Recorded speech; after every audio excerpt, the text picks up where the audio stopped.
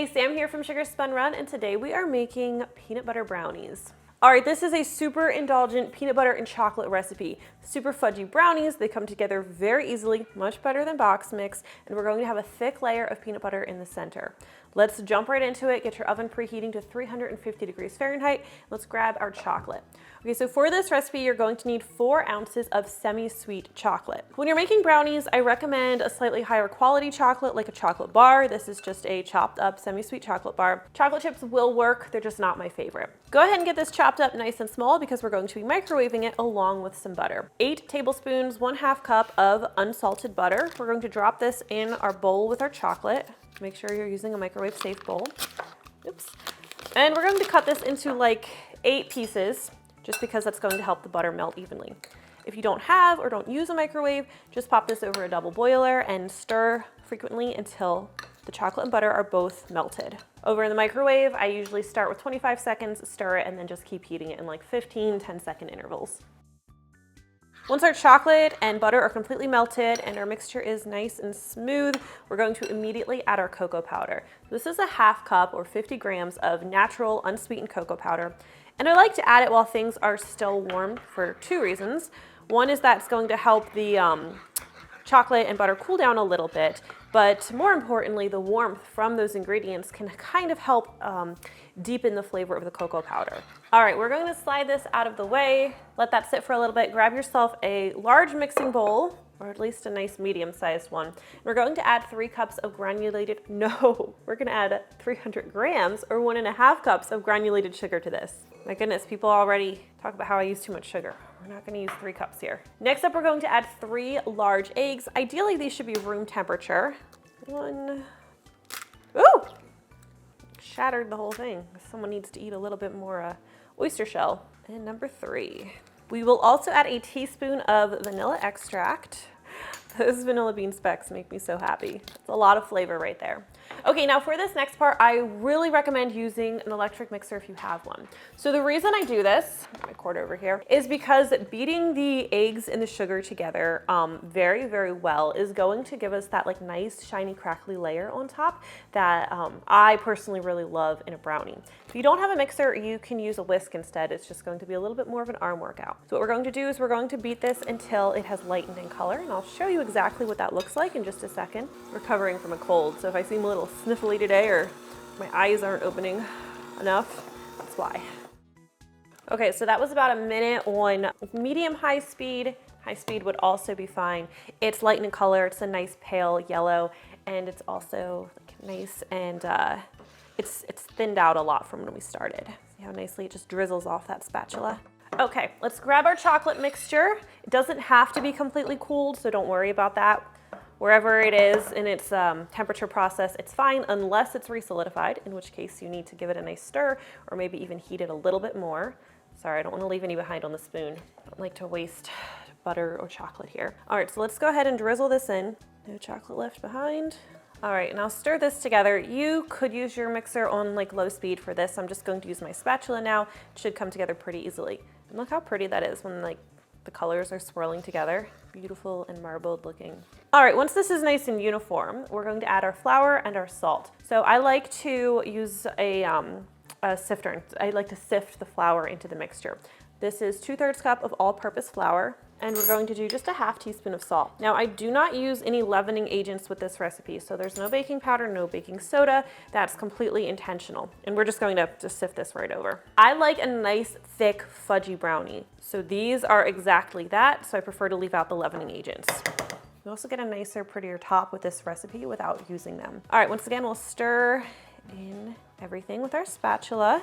And then when everything's like mostly combined or completely combined, I like to add some mini chocolate chips, which just add a nice little pop of extra chocolate and a little bit of texture. Optional, I'm going to add a 1/2 cup. I really like chocolate.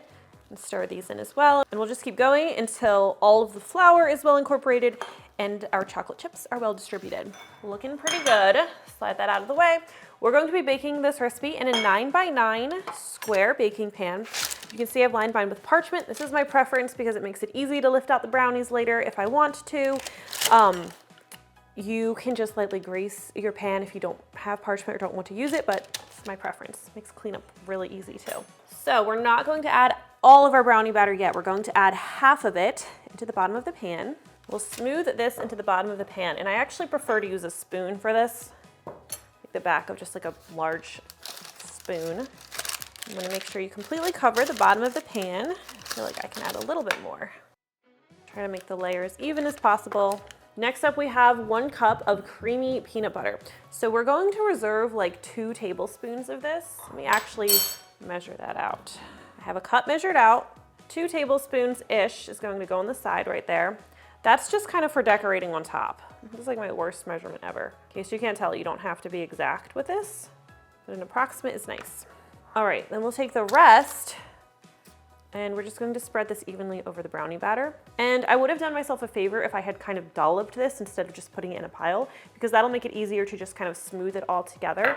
Since it's in a pile, now I have to be a little bit more careful that I'm not moving the bottom layer with it. I can do it, I just wish I had demonstrated this slightly better. Again, the back of a spoon works really well for this, or an offset, like a small offset spatula. Now with this, I do not go all the way to the edges, I go close. The edges get a little bit messy, and when you cut into the brownie, sometimes the edges will even kind of like pop apart on you. Don't worry about that, that's fine. They still taste amazing.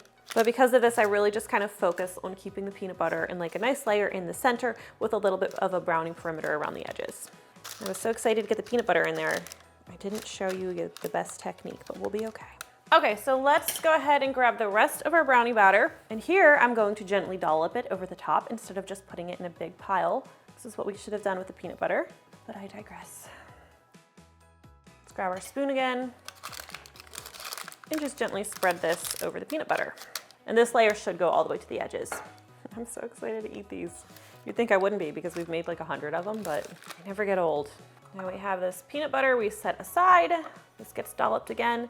You don't want to do too much on top because it can actually get kind of ugly if you put a lot of peanut butter on top. It will, it'll sort of like bubble and separate a little bit. So I just like to do a little bit and swirl it really well, just because it makes them look pretty and it's a nice little hint of what's inside. I feel like my voice is a little off today too, so I apologize for that. Okay, for swirling, grab a butter knife. A toothpick would probably be fine too. And we will just swirl this gently through the top. All right, this goes into the center rack of our 350-degree Fahrenheit preheated oven, where it needs to bake for about 35 to 40 minutes. I do like to use the toothpick test to tell that it's finished baking. A toothpick inserted in the center should come out with a few fudgy, moist crumbs, but it shouldn't come out with wet batter. All right, now these brownies are going to be super, super messy to cut while they're still warm. You can certainly do it, just proceed at your own risk. Like, you're going to need a spoon if you want to eat them while they're warm. What I'm going to do is I'm going to let them cool completely, or until they're just very barely warm. And then I'll use my parchment to easily lift them out. And look how clean that pan is. And let's go ahead and cut in. Also, let me just point out that beautiful swirly, shiny top. I love these brownies, and they're going to be so decadent inside. I'm going to take off this whole brownie slab right here instead of cutting it like a normal person, so you can see how this looks. Look at that. But let's cut it like a civilized person, shall we? I don't know why. I never claimed to be civilized. All right, that is how you make these brownies. Seriously incredible, fudgy, peanut buttery. I mean, you can see what I'm talking about here. I think you're going to love them. If you try this recipe, let me know what you think. I really do always love hearing from you, except for when some of you are mean, but most of you aren't. Thank you so much for watching, and I will see you next time.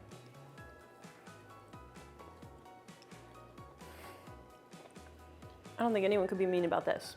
I mean, these are amazing.